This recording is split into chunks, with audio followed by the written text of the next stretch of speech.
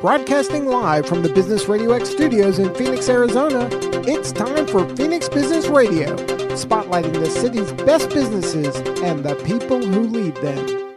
Good afternoon and welcome to Collaborative Connections radio show and podcast sponsored by KLM. I'm your host, Kelly Lorenzen, and we're coming to you live from the Phoenix Business Radio X studio in Tempe, Arizona.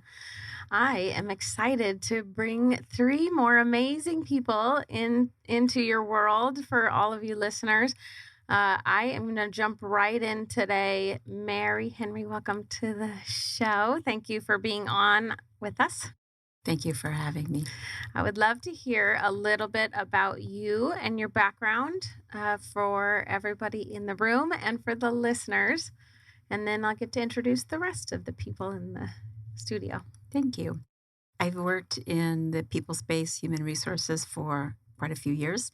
I left corporate America and decided to provide services to smaller businesses who didn't have the resources to hire a full-time HR person. And I did that probably in 2008. Don't recommend starting a new venture in the middle of the Great Recession, but it's worked out. It's been 12 years now. And most recently co-created a organization called AZ Talent Co-op. We are a group of people associations who got together one day and said, we're all working on the same thing. Why are we working on it by ourselves? We called it Phone a Friend. We phoned one another. We set up a time to talk. And now there are about 8 different associations. We're actually meeting tomorrow to determine what 2020 will look like and what we're going to work on together. Who's part of the organization? There are co-op. There are a number of different associations. The Arizona Total Rewards Group, the ICF, Arizona HR Executive Forum, AZODN, the OD Network. The change management folks have recently joined us, and HHH, AR, or HR. So I'm sure I forgot someone in there, and I apologize to whoever it was I might have forgotten. But there's about 8 of us, 8 associations who've joined together and collaborated and said, let's do more together than we could alone. Oh, that's so great. I can't wait to hear more. Thank you for joining us today. Tamica Sears, welcome to the show. Thank you. Tell us a little bit about your background and what you're working on. Yeah, so I am an HR nerd by nature. I was in human resources for, I'm going to say 15 plus years, so I don't sound so old. I love HR, love what I do. I'm the type of person who's very lucky to have a job that I absolutely love. And I wanted to kind of take HR to the next level. And so I wanted to become an executive coach. So Laurel, that we have here in the studio as well, was my executive coaching teacher who changed my world and changed my life for the better. I always like to make sure everyone knows that she's so awesome. And because of that, I was able to, this year, branch out on my own. Since going to coaching school, I've done coaching on the side. And now I do HR consulting and executive coaching full time. So cool. Yeah, I am part of the Great Resignation. So many people are doing that. Good news for all of us who love to support small businesses. Well, that's exciting. I can't wait to hear the rest of your story. And speaking of which, Laurel Elders, welcome to the show. Thanks for being on. I'm so happy to be here. Tell us a little bit about your background and what you're working on. I became a coach in 2005 after falling in love with the approach of helping people reach their potential. Got into the training side of it around 2011. Long story short, ended up following a pretty big calling to head up a program around integrative intelligence. And so that's what's brought me here today. So cool. And you started in the program in Prescott College, right? Mm-hmm. Yes. Yeah. Tell us how it came to fruit. The Institute for Integrative Intelligence is what you own. We all forgot to say, right? The name of our businesses. We'll go back to that. But tell us how that came to fruition. So we started with Prescott College, and a lot of the private colleges were under financial pressure around, it was about 2014. A lot of them were doing cuts, and they actually kept our program on. They cut all the certifications. They tried to keep us on as long as they could, and then finally I got the phone call. But it was interesting because right before that, I had this intuition that you're going to be the institute of, and I thought, no, we're happy with Prescott. But after I got the phone call, it's like, okay, we're going to be the institute. So long story short, we went private and made sure that the program that was getting such good feedback and people just were raving about it, that graduated from it. So we're like, let's not let the vision, let's let the vision live. Let's give it wings and take it further. So we're now international. We've got students from all over the globe, and we're ICF accredited, and we credential and train coaches in the integrative developmental models. They're helping people in their lives and also in leadership too. So cool. So we're gonna go back to what everybody's business name is, right? We forgot to say that. So Mary, tell us a little bit about you told us about the background, but for on the personal side, you co-own AZ Talent Co-op, but I know you do something else. So let's start with you on that side. I too am an HR nerd. I had children who were in middle school and getting ready to go to high school. And don't let anyone kid you that when they're that age, they need as much or more supervision than they did when they were 4 or 5. And so I started my own HR on demand. There were, again, like I said, there are companies who just don't have the resources, nor does it make any sense for them to hire a full-time HR person. And so to be able to provide services when they need them, and now to be able to step in when it still doesn't make sense to hire a W-2 employee, but you need that help and that support. So I'm still doing that, but also co-founder of the talent co-op. So fairly well related, I guess. I would say so. What was the need you saw? So you own your own business, you're in the whole HR space. What was the need that you were trying to fill with the co-op? What was happening? Associations in general seem to be losing a little bit of their membership, and we're trying to understand why. We also realize that the companies don't look the same as they did before. So HR needs to be very different, needs to operate differently than it did in the past. That siloed approach, I recently picked up a client who is going through a major reorg. Major reorganization is not what it is that I do, but I certainly play a part in it. And I certainly need to understand how it works. I don't do OD work. I guess sometimes I probably do, but I need to understand how that all integrates with the things that I do. I don't speak compensation. I have a friend Lindy Harned that I call, and Lindy interprets compensation for me. So we just saw that the profession was changing, and people needed to be much more generalists when it came to HR, so that they could build organizational capabilities as opposed to the tasks and duties, payroll and HR and benefits and all those kinds of things that you do in HR. Yeah, there's so much more now that is a part of it than in the past. And I assume that with all of us who, a lot of us part of conscious capitalism, part of what's doing good business and, and being up and bringing all the associations together, how can we work together to make it better for everybody, right? And the employees, all the stakeholders, right? It makes sense to have the co-op to be able to talk together, and say, okay, this is working, this isn't working. So how do people get involved with the co-op? Most of the involvement with the co-op right now are the chapter or the association leaders. We're working on a secret squirrel project. We could tell you, but then we'd have to kill you. No, I'm kidding. It's not that big of a secret. There is an emerging gig economy within HR. I did not decide to start my own business so I could spend hours on LinkedIn and doing marketing, because I have an agreement with my accountant. He doesn't do HR and I don't do accounting. And I really need to make a deal with someone in marketing. I don't do marketing and you don't do HR. So to be able to bring us all together so that we can get projects, so that we can get work, and create that community of those of us who've said, it makes more sense for us to work independently.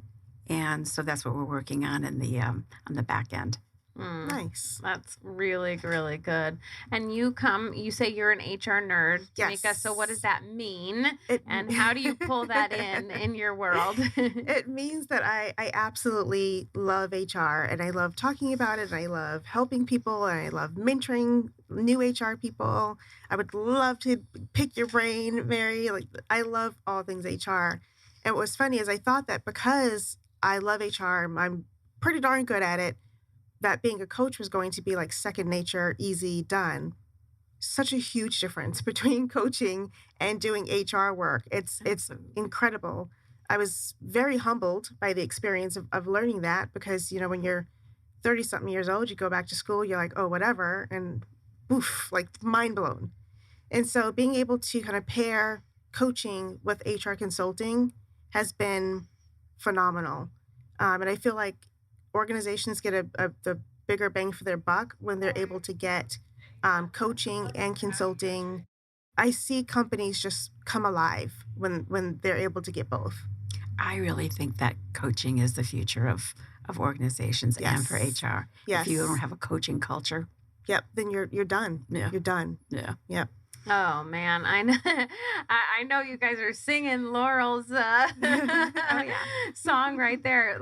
So speaking of which, most people probably think of coaching. They've pigeonholed coaching into something, right? Or HR, right? HR means this one thing. But you've taught me otherwise. So can you give us a little background on what you teach in the Institute, how it's different, right, than just, for me, in my old way of thinking is coaching is for newbies, or coaching is for people who don't understand. Wrong. Wrong. I have a coach now for everything. Literally every part of my life, I have either an accountability partner or a coach. So I'd love to hear how you integrate all of it, right? Mm-hmm. Integrate it into corporate, integrate it into everybody's world through your programs.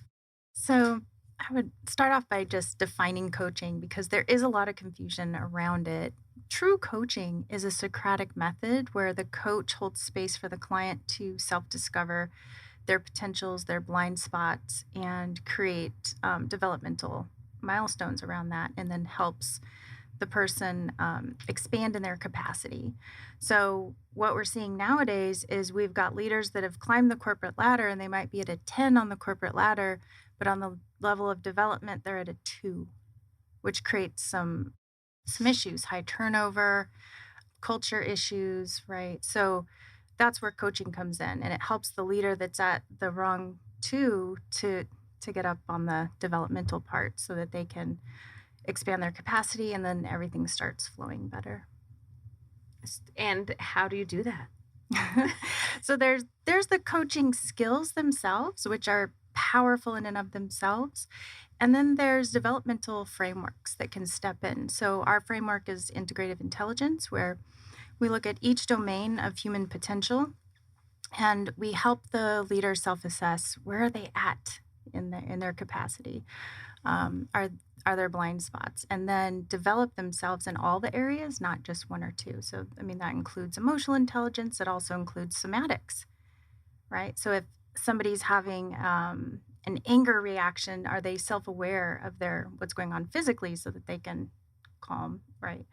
So it includes social, emotion. I already mentioned emotional, cognitive, relational, motivational. What are my motivations for doing something? All of those. So, yeah. Oh my gosh. It's so, well, that's why your name is Institute for Integrative Intelligence, right? It's integrated all the things that before in the old days, it was, no, you're corporate America, you do it this way, and this is the only way, and you work at a 10, and who cares if your personal life's a 2, and right. And now, luckily, I think the more we talk about it, the more we bring in people that say, That's not okay. Yeah. It's not okay for your culture to be a mess or your people to be sad and depressed in every other area of their life. But, oh, it's fine, as long as they're working hard, right? They're meeting the numbers, so it's okay. Yeah. It's And great. the integrative piece to me means so much now because, the workplace has invaded people's homes, right? So Absolutely. with so many people working from home, having an integrative approach to leadership means more now than ever before. Absolutely. Wow. Yeah. You brought up a huge point that everybody had to shift, and including the leaders, right? And saying, okay, what are we going to tolerate? What's okay? What's not okay? And how do we be good leaders? How do we show up for our people? Yeah, I'm sure the HR world was turned upside down with COVID. Yes, and it's still churning. Is it? Just when they think they had it figured out, then. Right. Yeah, it's like right now, like the world of the exemptions and, religious accommodations and testing. And so it's still just very, very crazy times. And then you have kind of the people that are the leaders that are at odds with their employee groups, right? You have the leaders who are like, we're all going to go back into the office. And the employees are like, well, you can. So it really, in some instances, made a huge gulf between leaders and their employees. And unfortunately, people use remote as an excuse to stop having some of those conversations that are really needed. Which is silly. Mm-hmm. You were going to say something, Mary. I was just going to say that there are lots of reasons why people aren't necessarily jumping up and down to go back to the office. And I don't know that it's necessarily the office, but women took a huge hit during COVID. You had your choice of working or taking care of your kids. Your kids weren't in school. They were at home. Lots of women have bailed out of the workforce as a result of that. There are folks who, for health reasons, just don't want to return. So just when everyone thought, okay, COVID's over, we can all go back to the office, people went, this doesn't fit the way my life is now, and so can we rethink this? And the really great leaders are letting them rethink it. The twos that Laurel referred to probably are the ones that still want them in the office because I need to make sure they're still working. Speaking of which, what are the biggest challenges for employers right now? There's a little shortage of employees. Yeah. There's a lot. I was going to say, good. I'm not the only one feeling that. And all my clients are too. So I totally. And a lot of it goes back to the resignation, right? It's like, or no, this is not good culture. It doesn't fit, right? With my life. I've figured out I have a different calling. Right. I'm not, fitting into the, they're not being inclusive, like whatever the thing is. I had an awesome conversation with an Uber driver on the way to the airport going to Denver a few weeks ago. And she said that when they went back into the office, she went, and the toxic culture that she left was even worse when it was back in the office. So she gave it 6 months, and then she said, you know what, I'm done. And she's making as much now driving for Uber as she did in her full-time job. So she's like, I'm never going back. And so that's what employers need to, they're competing with. So there's so much opportunity out there for people now. Oh man, that's scary, right? It's scary for corporate to try to figure out and even the small business owners. All of my clients are small business owners trying to figure out how are we going to keep people. So some tips. I'd love to hear some tips from you guys for employers, small business owners. What are some tips that we can share around, is it culture? Is it inclusion? Is it flexibility? What are you seeing is working the best, or what do you suggest for corporate America and for even small businesses? Mary, I'll start with you. I'm not so sure that top-down driven management worked in the past. It certainly doesn't work. It certainly doesn't work today. We need much more of a collaborative kind of environment. My husband has a very simplified version of what employers should do, and I'm going to have to clean this up. But basically what he said was pay people fairly and don't be a jerk. It is a bit more complicated than that, but it's also not any more complicated than that. You have to look in different places that you looked before. And some of the criteria that you used to hire in the past was incredibly not inclusive. It excluded a huge number of people. And it's getting better, but it still does. So rethink what you really need when you're hiring that next person, and don't immediately dismiss them because they're missing one of the criteria that you've determined is necessary to perform this particular duty or responsibility. There's so many pools of people that I think people just jump right over, you know, and veterans and, you know, and people degree with disabilities requirements. and degree requirements. That's a huge one. Yeah. Yeah, I mean, with I owe more in student loans than I do on my house. So if anyone listening wants to like take me up on that offer and pay them off, thanks. Because seriously, right? Because it's when you think about how daunting that is, right? Like it's crazy. So my degree, I can't say that I use it. I'm not a brain surgeon, you know. So it's not as though going to school taught me anything that I couldn't have learned on the job. And I think a lot of times employers are just so stuck in, oh, they have to have this degree, they have to have that. Why? They don't know how to interview and discover discover skills. Yep, absolutely. And potential. If we could measure for potential, how awesome would that be? Oh my gosh. Who needs to come up with that? Right? It needs to be an app for that. Right? That sounds like a talent co-op project. Come on down. Oh, I love it. I love it. That's great. So how do you, what are you seeing? You know, what are you hearing when people are coming to you, right? Are you hearing that? Like, I'm done with corporate America, or are you hearing I'm tired, or you know, why are they coming to you guys to learn coaching? All of the above. And I think people are waking up to there's a better way. There's a better way. They sometimes know what it is. They sometimes don't. They just know it exists and they feel it. At least in my world, coaching is a way to help be a part of the solution. And I'm seeing right now there's, you know, you mentioned it's kind of scary, and it is. And it's also exposing all these opportunities to pivot. And the more linear approaches in the past are no longer serving us. So we can shed those and think more integratively and bring in success in all areas. Because if you've got a company that's dialed in their bottom line and then they start hemorrhaging key employees, that's not going to last, right? So kind of waking up I just have a passion for waking people up to what's possible when we include success in all areas. I'm like, why settle? Why settle? There's no reason to settle, right? You want to be great in all areas of your world, right?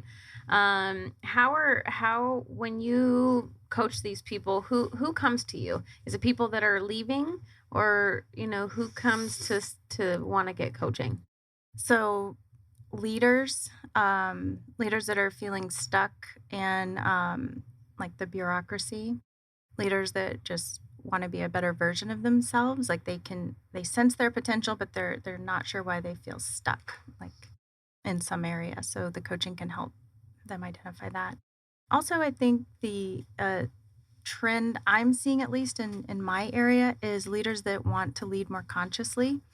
They want to be more heart-centered and driven by human connection. They're kind of tired of this is, you know, it's all about the money and the bottom line. And a lot of people are seeing, nah, it's more than that. And I think COVID's really brought that to the forefront, where people are examining what is important to me. What do I value?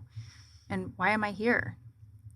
I think every single person in HR should get the opportunity to go to school for coaching, because it really moves people from that HR mindset of compliance cop to employee advocate, right? Because when you're in that compliance cop mode, like you don't treat people as people. And when you move into that really kind of employee focused, people-driven approach, and coaching gets you there. Coaching gets you in that mindset. It makes all the difference in the world. What a trickle effect, right? You learn ways. I mean, we are all, I think, inherently, or most of us are inherently kind people and loving, but we've had tons and tons of education around how you're supposed to be. We've had, life happen, trauma happen, all these things, right? But if we would go back and learn these skills again, right? Maybe we had them in there, maybe they're inherently in there, and see where we're at, and really look at ourselves and go, doing good in some of those, but not good in the other ones, right? Yeah. Then we can show up better for others. And then how does that change the entire company culture? How does that change the whole organization? Then it trickles to the families, right? Then you're affecting their families, and then you're affecting the community. Yep. That's a huge deal. That would be amazing if we could get every single person in corporate America to take coaching, right? To be, and come at it from that end. I think then, like you're saying, Mary, the top down would go away. It would completely eliminate that. And show up as teams. I am fortunate to have had tons of lessons along the way to learn all those things, like, oh, that's not the way I wanted to do that. Next business. Okay. Now I know how to be a lead. Now I know how to lead. And now we're all a team, and and we need to show up how we want to, show up and do what we want to do. If we don't want to do it, great. Okay. Well, you can do something else, and, we'll have other people help us. So I think it's really, really critical that we keep getting the word out there that you don't have to want to go into coaching as a full-time job. Right. Yeah. It can be. It's actually, I was going to say it's a skill set, but it's really a way of being. It's a way of being. It's like Tamica said, a mindset. And it's very empowering and impactful. I would love to hear more about what Mary and Tamica's experiences with the positive impact that you've both seen having, companies that have that coaching culture in place. Mary, you get to go first. Okay. The tell me what to do mindset. I remember I worked for this one company, and it was all about execution and do as you're told. And when you came up with ideas that were outside the norm, they kind of got shut down. So no one really was listening. You hired me because I was a bright and capable individual, and then all you want me to do is what you told me to do.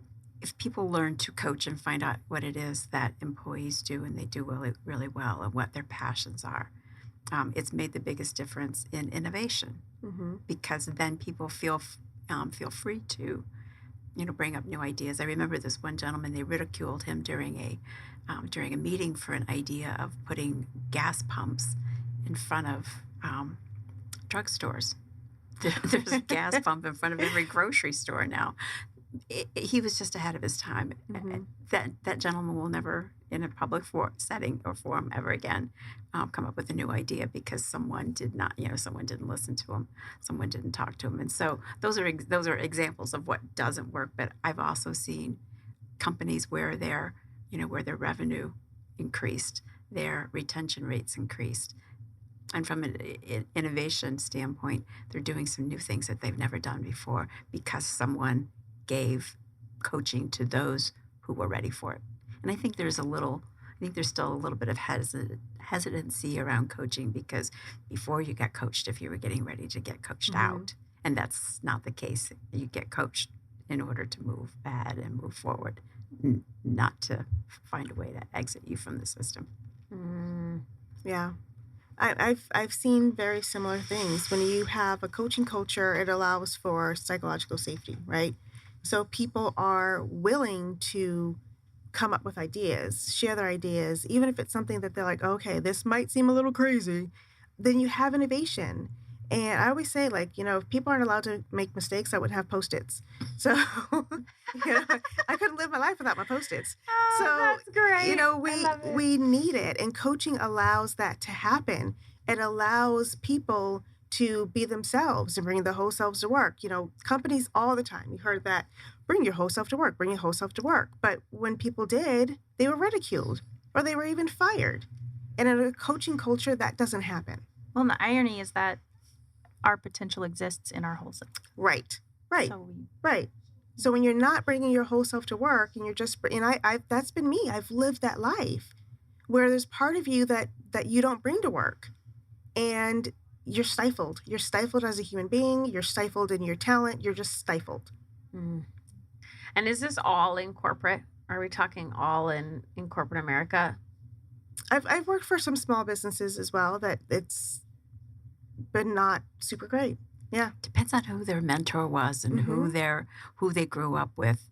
I see the same thing with visions of what HR's responsibilities Yes. are. Depending if you worked in a different environment, you may have that vision that coaching and that HR are there. I used to call it, I don't want to be the HR police. Right. And, that whole thought process, but not anymore. So are you seeing that in small businesses? Again, depends on how they grew up. Yeah, there are some leaders, right, that they're like, well, this is kind of how I was raised in the organization. This is the way I was taught.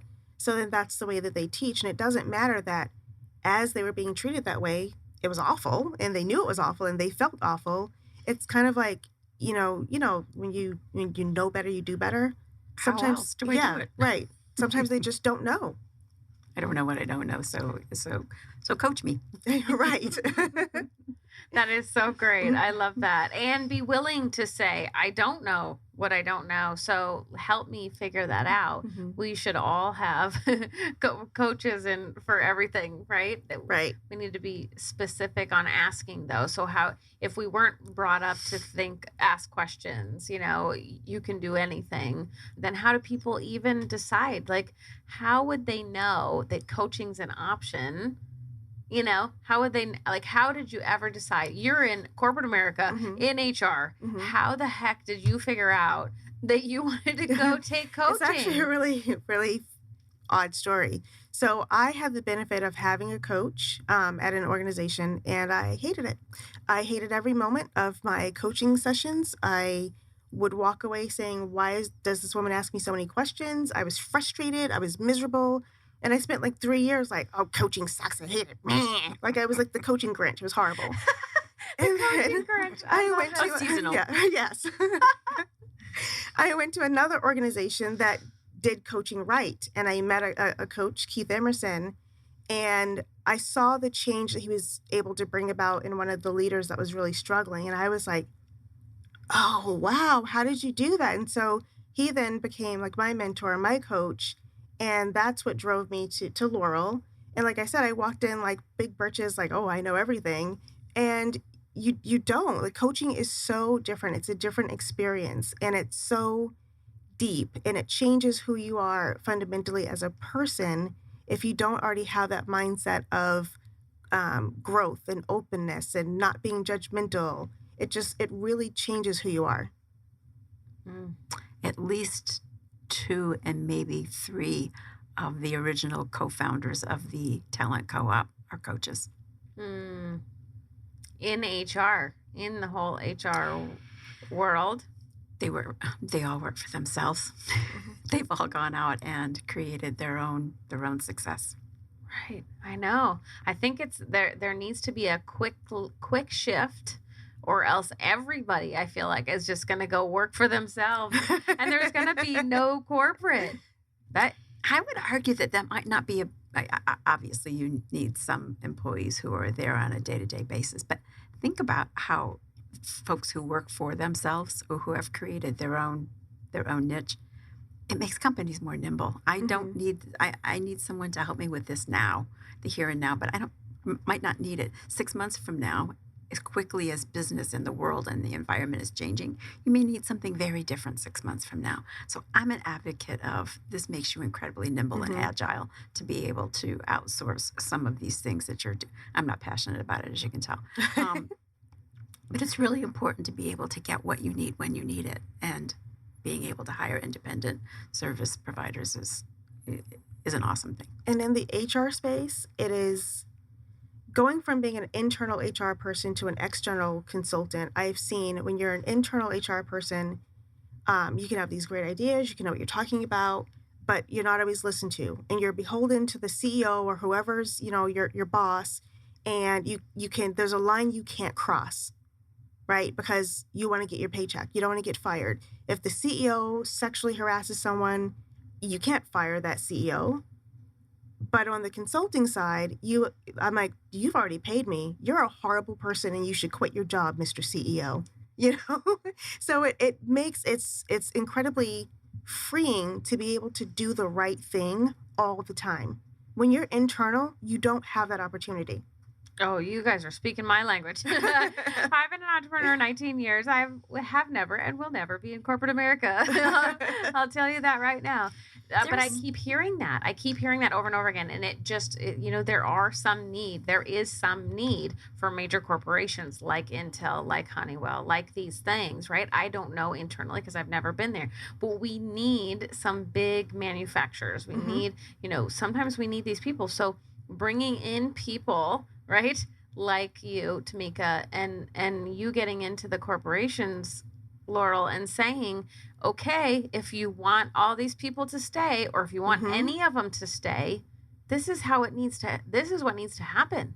Yeah. The folks that are hiring Laurel are the ones who have had the Great Awakening, and they understand that, you know what, we can't do this the same way that we've always done.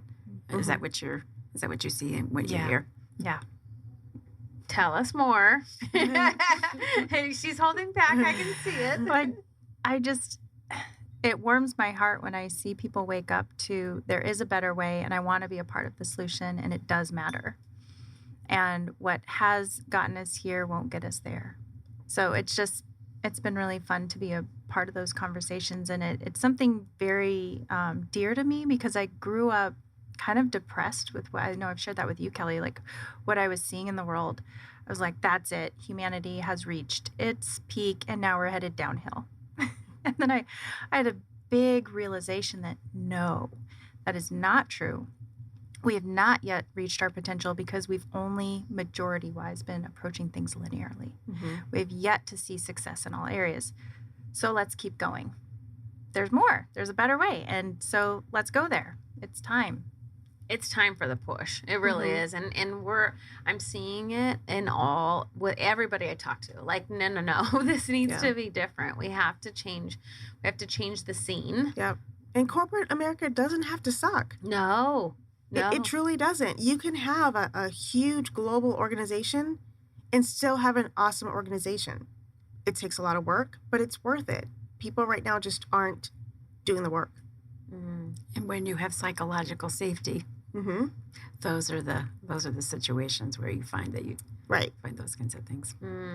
That brings up another topic is, using all these different people to make everybody feel better, right? I have a lot of clients who are trauma practitioners, right? So, and then we think, oh, trauma is major. Trauma is, you had a major car accident, right? You had a death in the family. Trauma is everywhere and it's every day. Yep. And so if we use people like Laurel to if I say we got to fix corporate America, right? Even though I really, really, my business is all small business help, right? I want to give small businesses a fighting chance at success. That's my outsource everything, I say. But we do, because you're right, Tamica. We need them. Just like we need small business, just like we need so bringing in people like you, Laurel, to and your institute, and saying, hey, we can change these. We can change the company culture. Hey, let's bring in some trauma practitioners. Let's help your team clear the nasty, the physical stuff that comes along with trauma. Can you imagine what the workplace would be like if everybody was coached, if everybody went through the coaching program, if everybody cleared all of their, physical trauma response? Oh my gosh, we'd be in a way better world. Right. Just being a woman in the workforce is trauma.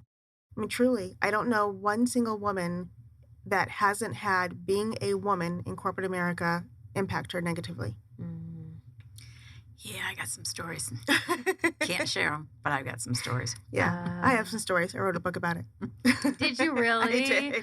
Good for you. Good Yeah. for you. What's the book called? It has a swear word in it, so I'll beep it out. It's how to tell if you're an a-hole manager, a-hole boss, rather. Yeah, and it's got some nifty That's stories. awesome. That was what my husband said about pay people fairly and don't be one of those. Yep. You use the jerk instead. Yes, I cleaned that up for radio. You're welcome, dear. That is great. That is great. All right, we're going to shift gears a little bit. Moving forward, tell us what your plans are for 2022. I want to hear how you're going to impact the world coming up.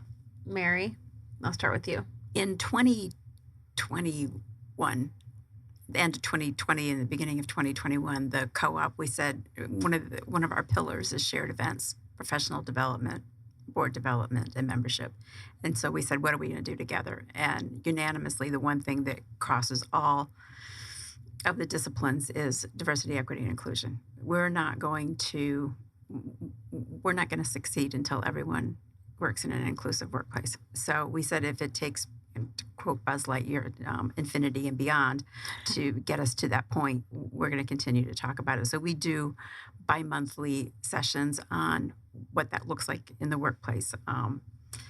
One of the things that I think we're going to kick 2022 off with is, what are your individual responsibilities from a DE&I standpoint, and stories from large corporations. There are some folks out there who are doing, big companies who are doing things right. Tell the success stories and what you did and how you're building a more inclusive workplace. So we're going to continue that well into infinity and beyond. The other thing that we are working on is how do we collectively as a group impact workforce development. This is one of the most rapidly growing cities in the country. Mm-hmm. And one of the reasons why they come here is because of the universities and because of the workforce. But what can we do? What more can we do? Retooling and helping people who need to change or switch skill sets, or get people to understand that their skill set is transferable. So those are one of the other things. And then the BHAG that we have, the big, hairy, audacious goal that we have, is to create that community for individual practitioners, independent service providers, where we're all working together and we're looking at an actual monetary co-op kind of business model, so that not only are the participants being paid for their work, but they're also being paid as part of the collective revenues that are driven. So that, back to the small business, most of these folks are individual practitioners as opposed to small businesses, and that makes it even more challenging, because I don't want to spend my life on Facebook and LinkedIn, right. And I don't want to spend my life making cold calls. I just want to do good work. Mm-hmm. Yep. Collectively, we can do better and faster and help more people, for sure. Absolutely. I'll help you with that part of it. Awesome. All right, Tamica, what's coming up for you in 2022? 2022, hoping to have a banner year.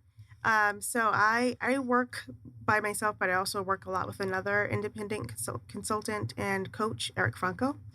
And together we are hoping to merge and be able to create an empire of awesome, amazing coaches and HR consultants that we can deploy to organizations when they're in need. And our BHAG, we're going to take the book and turn it into a very robust leadership development program that incorporates DEI and incorporates coaching and helps corporations learn that corporate doesn't have to suck. It can change, and even if it's one leader at a time, the change can happen. It's the trickle effect, right? If you look at the BHAG and you think, oh my gosh, how are we ever going to get there alone? We don't, right? We do it all together, and we take and we consistently work on it every single day, and we'll get there. Take someone with you when you go. And take someone with you, keep asking questions, keep asking for help, right? And just showing up and putting it out in the universe that we want to make this happen, right? Mm-hmm. Say it out loud. It's happening. I love hearing your BHAGs. I love it. All right, Laurel, what's coming up for Institute for Integrative Intelligence in 2022? We are launching our Integrated Leader program. So we're going to be connecting with corporations that are ready to have more integrated leadership and more of a coaching culture, and really supporting the leader to increase their capacity for agility and responsiveness, climbing up that self-development ladder, so that the company can run more consciously and more smoothly and eliminate the turnover issues that are happening. Well, and then it helps bottom line. Mm-hmm. I mean, if that's what, if we always think of, ooh, don't talk about the money, right? But in conscious capitalism, it's okay. It's okay to make money. Profit's not a dirty word. Profit is not a dirty word. And as long as we're doing it all for good reason, right? To make the world better. I always say, I'm trying to raise good humans and make humanity a little better by the time I leave this earth, right? Yeah. If we keep doing that and we can keep infiltrating, the leaders to be that for people, consistently do that. I love that. Lessons along the way. There's, I'm sure, been tons of lessons along the way. Whether it's somebody told you a quote, or you read a book, or a mentor said, or a failure. Give the audience, if you would, one lesson, something that you say, you know what, this really took me back, or it helped me move forward. Mary, back to you again. The very first HR director that I had when I entered the field was an amazing man. He was way ahead of his time. I'm going to mention his name. I don't know that he'll hear this, but his name was Dave Morris. Brilliant man. And I would go to him all wrapped around an axle because I was all of 29. I would go to him with problems. Not once did he ever tell me what to do. He would ask me a series of questions. He would coach me through the problem. Ultimately, his goal was to get me out of his office. I'm well aware of that. But more importantly, there were fewer and fewer visits to his office because I didn't have to go ask. He taught me how to work through those things on my own. He was an amazing coach, and it's really shaped how I work. And it's shaped how I deal with my family. It's shaped my world. So I'm always eternally grateful for Dave Morris. Nice. Oh, so nice. What about you, Tamica? A lesson? I think a lesson for me, and it's actually a pretty recent lesson. I've always been, and Laura knows, I'm like not into the woo. And so when people say the universe will provide, like I'm always like, oh, hogwash. But now, I mean, I took a huge leap. I quit my job with nothing. I had no safety net. I had no savings. I had no nothing. I was like, I'm just doing it. And I did it. And it's going well. And so I finally understand what people say when they say the universe will provide. It's not necessarily the universe. You're still providing for yourself, but you have to believe in yourself.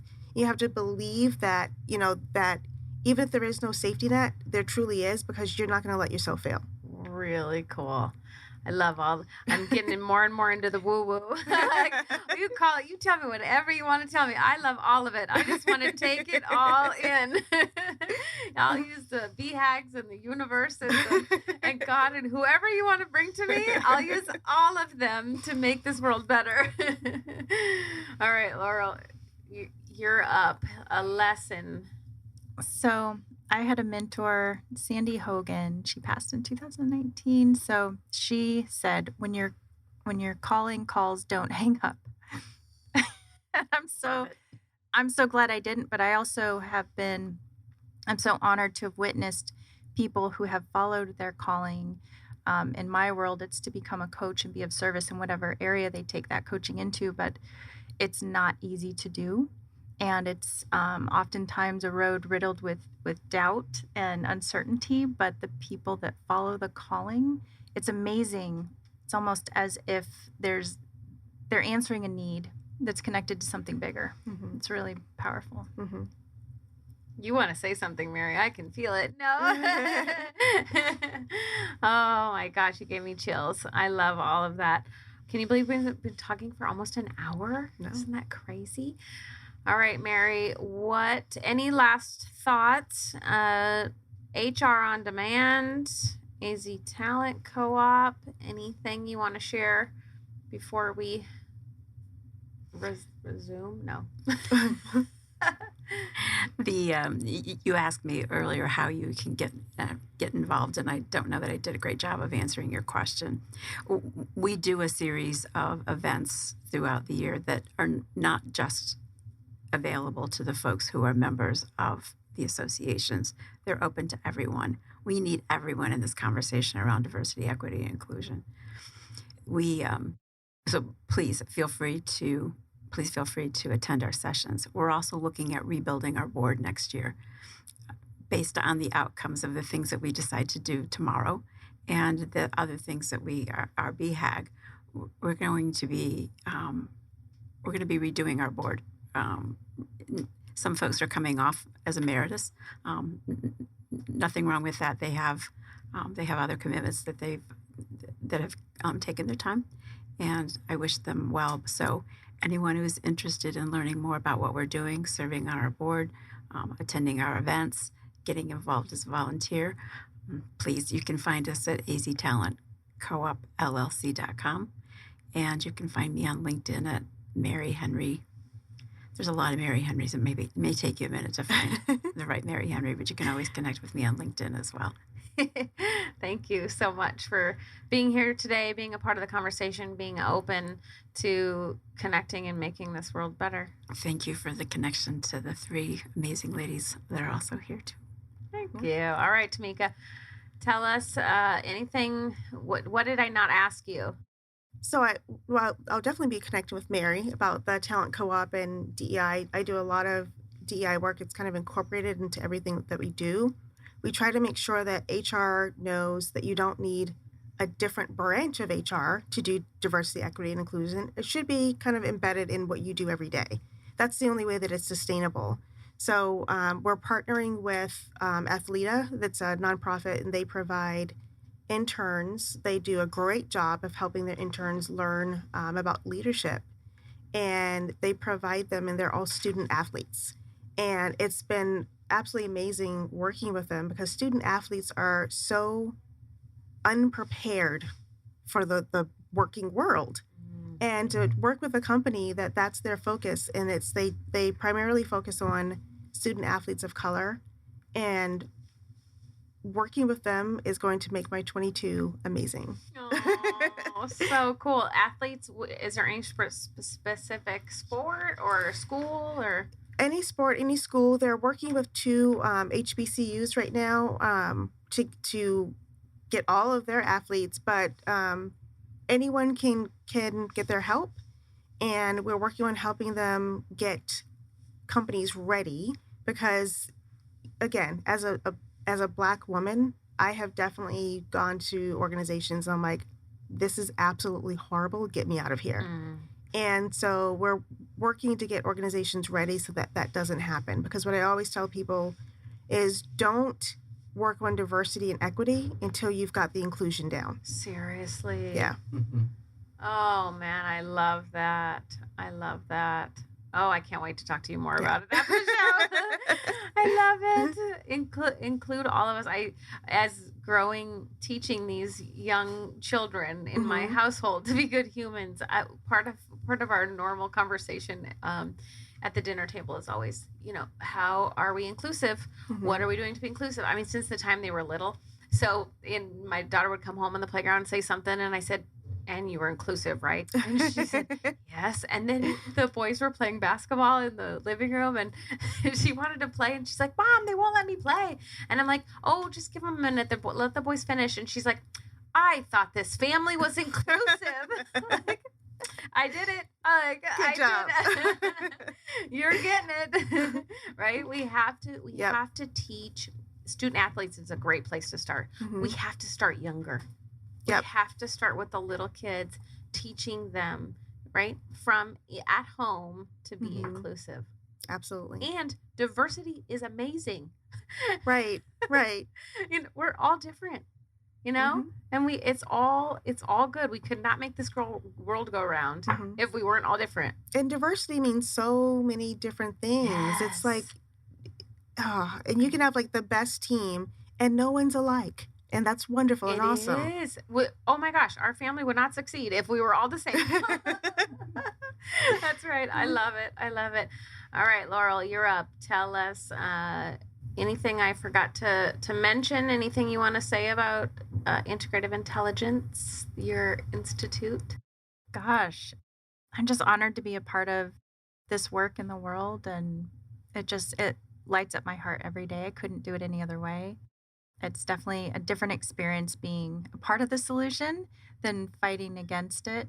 And I just really, really want people that do feel that calling to take to go for it, to absolutely go for it in 2022. And the first step is to buy Laurel's book. Yes. I published Integrative Intelligence, the coaching manual. So it's for new and seasoned coaches to help bring in those integrative frameworks so that we can include all parts and look at success as a whole. And it's awesome. I've read it. Aw, it's no wonder I love working with you. Thank you so much for joining us, ladies. I cannot wait for you guys to connect afterwards and do amazing things in this world. You've been listening to Collaborative Connections radio show and podcast sponsored by KLM. Do what you love and outsource everything else. Until next time, happy connecting.